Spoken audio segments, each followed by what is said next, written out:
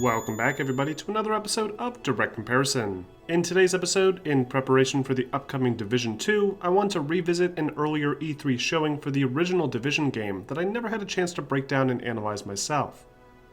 The original gameplay demonstration of the Division shown during the E3 2013 press conference is often referred to as one of Ubisoft's bigger examples of visual downgrading, despite the final version of the game still looking visually impressive for the time it released. So today, we're going to compare that original 2013 demo with the final retail build of Tom Clancy's The Division that's available to play today. For this video, I'll be playing The Division on the PC platform, with the settings set to their highest values at my display's native 1440p resolution, and all the various graphic settings set to their highest values. Keep in mind that while we will be taking a close look at a few textures and details, the image on the right will appear much less blurry due to the E3 footage on the left being a compressed video. However, we should still be able to discern between the more obvious changes. Also, to help keep my thoughts organized here, I'm going to be making my observations on a scene-by-scene basis, pointing out the various changes to things like textures, environmental detail, lighting, and effects. Alright, so let's get right into it with our introductory sequence on the streets of Brooklyn. The original E3 demonstration begins with a view of the Manhattan Bridge from the rooftop of an apartment building in Brooklyn. The shot slowly pans downward, showing off some high-resolution brick textures and a quick look inside one of the windows.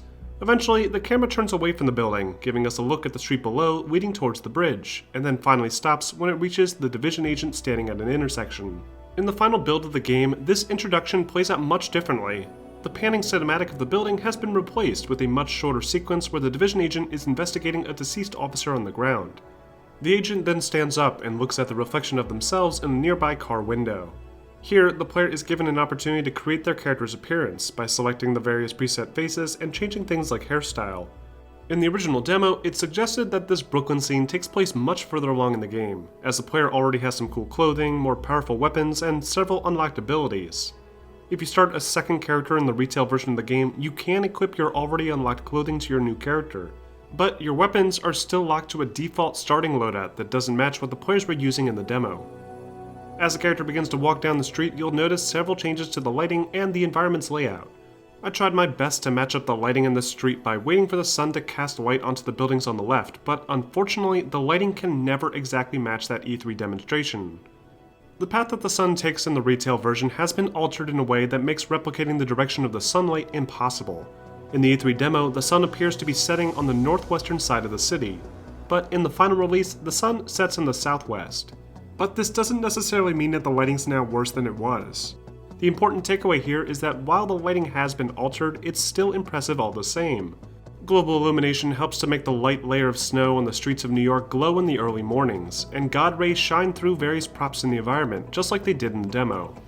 Even more impressive is the volumetric fog that realistically reflects colored light, something that stood out almost immediately when the Division was initially revealed. But what's strange is that despite the features still very much being a part of the game and found almost everywhere around the game world, the specific examples that were shown at the E3 demo have been removed. The car here still has blinking taillights, but the steam rising from the vent in the ground was removed from this location. My guess is that they had a lot more of these effects around the city, but needed to remove them and space them out to help optimize the open world performance, but it's really hard to say for sure. Another interesting change is the removal of the dirty lens filter that was initially being used. Much like Ubisoft's Splinter Cell Blacklist, the E3 version of The Division featured an artificial effect on the player's camera that added little specks that would stand out when looking at direct light sources. This, along with some of the more drastic examples of depth of field, have been removed from the final version of the game. Though, if anything, these choices may have helped improve the overall presentation. Now let's take a closer look at the insane amount of environmental details in this scene. At first glance, the final version of the game looks just as cluttered and highly populated as the original reveal, but there are a few interesting changes nonetheless. The Christmas lights, for example, have been toned down from this specific street, and are instead located in bulk on an adjacent street instead. The taxicab has been completely reworked with a different model and design. There's still an extinguisher smashed into the windshield, but it's at a different angle now, and the boom lift on the other side of the street now appears to have been extended more. There's also many small changes all around, from less trash bags near the traffic light pole to new street signs and lights that were never in the E3 reveal. In fact, there's quite a few new additions that only add to the scene, rather than taking away. For example, on the right side of the road, there's a flipped over yellow newspaper stand that has much more detail in the final build, in addition to a new blue mailbox, a Don't Walk LED sign, and a dead body. There's a lot of little changes like this throughout, but the point here is that while many things were removed in the final retail build, I don't know if I'd go as far as to say it was downgraded. It's likely that the street was completely reworked from scratch after the final open world map was being created, and they referenced the same concept material used in that original E3 build and tried to replicate it using newer assets, while also balancing the quality with performance when placing things like volumetric smoke effects. I think the overall layout of the props before looked better, but the actual quality of the various models that are shared between these scenes is higher in the final version of the game. One thing that did surprise me though was the inclusion of a puddle in the original E3 showcase that doesn't appear to be using screen space reflections, something that the final version does use. When the player opens the map and looks down at the ground, you can clearly see the reflection of the hanging snowflake lights, despite those objects not appearing on the player's screen. However, in the final game, lights and objects will only reflect off wet surfaces if the object being reflected is still visible to the player. This type of effect would have required too much effort to incorporate into the large open world of the final game, especially considering ray tracing was not a realistic option for game development in the early 2010s. So it's likely this specific puddle was given extra attention only for the sake of making the demo stand out more at the conference. Moving on, I wanted to talk about the changes that have been made to the UI. The in-game user interface was overhauled completely by the final release, and it's a bit disappointing what we ended up with. In the E3 demo, the player presses a button and pulls out a wrist-mounted revolving menu with familiar options like skills, inventory, social, and the world map. In the final retail version, this menu is now a series of large boxes that takes up the full screen. Considering how much of the game is spent grabbing loot and equipping new items, I think the change here was made to help improve the flow of the experience. Revolving through a menu every time you wanted to change up your gear or swap your skills would have been a tedious process, and trying to read stats in a tiny box in the center of your screen would have been less intuitive. I just wish they had left the original style as an option for players looking for a more immersive experience. The map screen has also been changed, opting for a more simplistic design instead. The original map appeared as an augmented reality display with detailed three-dimensional structures of the surrounding area, with the player model standing in the center. The final version starts off similarly, but after a few seconds, the actual world and player fades off the screen, and the 3D models of structures also begin to recede, making for a cleaner, easier to read map. This was also likely changed to help streamline the gameplay experience, but again, an option to keep the more detailed version of the map would have been nice. Another important takeaway here is the fact that the Brooklyn area originally was planned to be a Dark Zone location, which, for those of you who are unfamiliar with the concept, is the only location type in the game world where players can fight with other players. This isn't revealed in the demo until the end, but I'll talk about that when we get there. After the player sees the police station objective on their map, they begin to move down the street with another player, something that's not possible in the final game, as this area is restricted to single player for tutorial purposes. Here, we see a few more changes to the environment, with the open doorway to the apartment on the left being replaced by an empty alley, and the dogs fighting on the right being replaced by some randomly spawning NPCs. These types of open doorways are still around in the final game, and there's also still dogs roaming the streets and interacting with each other, so they were just removed from this specific scene. The various car doors from abandoned vehicles seem to be wide open in the demo, and rarely, if at all, appear like this in the final game. You can still close random car doors, but they're always just close enough to being closed that they don't interfere with taking cover and moving around. After reaching the intersection, the player then turns towards a construction site and looks down at a tunnel that is supposed to house an optional side mission that the team decides that they'll play later. This mission is still in the game, but is one of the mandatory tutorial missions that is required to complete before fighting at the police station.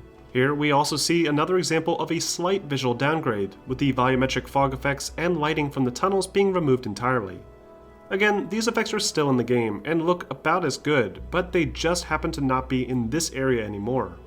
Also, I found a very small but interesting detail as the camera turns towards the opposite street. If you look very closely in the distance here, you'll see a vehicle driving down the street. This never happens in the final version at all. NPCs will just walk around looting trash heaps and begging for candy bars. Though it is interesting to think that this game could have potentially not only had NPC vehicles that moved around the world, but also vehicles that players could control to travel around the environment more easily. It's clear from the maps that will be shown at the end of the demo that the world was intended to be much larger, so this seems like it could have been a possibility. As the player and his friends move down the street towards the police station, they walk past a burning wreck of a police car, which almost appears the same way in the final game, However, the fire effects and smoke look much less complex now, and the car itself isn't on fire anymore, but rather the oil on the ground behind the car. Other changes include some new vehicles on the road that weren't there before, and some changes to the ground textures, including the amount of snow coverage. Though I believe this can change depending on the dynamic weather effects. Moving on, we have the police station fight, probably the biggest highlight from the showcase. Here we see a ton of examples of fluid animation, impressive environmental destruction, and cool gadgets being used to dispatch some enemies. And for the most part, a lot of what happens in that demo is still in the final game. The layout of the area has changed slightly with a few more cars thrown in and less room to maneuver, but the overall idea is still the same. The player first takes cover behind a police car and then scans for enemies located inside the building with a special ability.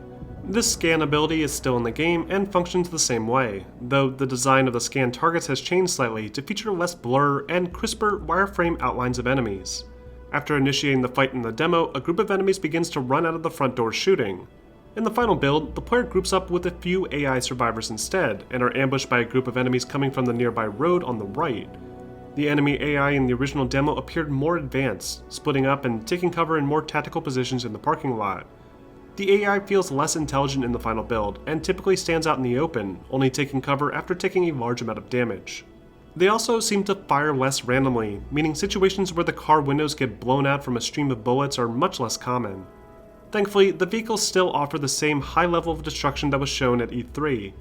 Windows can be shot out, tires destroyed, and doors closed as you move along the side of the vehicle. The only thing that doesn't look as good is the destructibility of the police lights on the top of the car. The lights can no longer be chipped away with gunfire, and instead explode as a single piece after enough shots.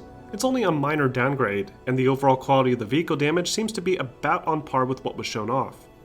As the fight rages on, a teammate sets up his special turret ability on the hood of a nearby car, and then runs away with an animation that's so smooth that it appears like it was scripted for the scene. The turret, when destroyed, collapses and falls off of the vehicle, whereas the same turret in the retail build just explodes slightly when destroyed, with hardly any debris at all. The player eventually vaults over the hood of their vehicle and takes cover behind some concrete jersey barriers. The enemy then shoots back, chipping small pieces of concrete away that realistically crumbles to the ground. You can still chip away pieces of the concrete here, but it doesn't look nearly as good as it did in the demo. As the fight rages on, a friendly drone appears in the sky that is supposedly being controlled by another player playing on his tablet. This feature never made its way to the final version of the game, probably because Ubisoft realized nobody actually used all these dumb cell phone tablet companion apps for major games. This drone then scans and identifies an enemy up on the roof through the billboard, and the player then proceeds to shoot through the sign to kill the enemy. This is technically still possible, only the enemy never hides behind the sign. The enemies on the roof typically hide behind cover on the right side of the roof, and never try and hide like they did in the demo. But the sign itself can still be shot through, and if the sun were capable of sitting in the northwest corner of the game world, then I imagine light would have shone through with little god rays just like in the demo. After this initial fight sequence, things begin to deviate drastically. In the E3 demo, the Division agents walk into the police station through the front door, and travel through a large locker room and a reception area with various items sitting on a desk. Players could pick up actual items like water bottles with a unique looting animation that was completely removed from the final build of the game. Items like water and food are still there, but they appear as big white indicators sticking out of the ground, and have no actual visual representation other than that. Also, in the retail version, the front door to the police station is no longer accessible. The players are instead forced to run down the alley to the right and work their way into the police station from the parking garage around back. The layout of the station has been completely reworked, with more rooms to explore and a new fight sequence in the upstairs offices. But things like the realistically lit hallway with the mysterious earthquake that occurs and causes the light to break loose and hang around are no longer present. After releasing the imprisoned officers, the player in the E3 demo is given a key code which can be used to unlock access to an optional armory to gear up with a new weapon. In the final build, you can still free trapped officers, but the layout of the room has changed, and the NPCs no longer provide you with any sort of bonus access to the armory. The armory instead is already accessible, and features a smaller case on the ground. Opening the case is also less impressive, with a big colorful pop-up appearing instead of an actual physical weapon like in the E3 demo. After recovering this weapon, the player then runs outside, but in the retail version, the player fights their way onto the roof and eventually rappels down to the street below to finish the tutorial. It's at this point in the demo where it's revealed that they were inside a player versus player environment the entire time.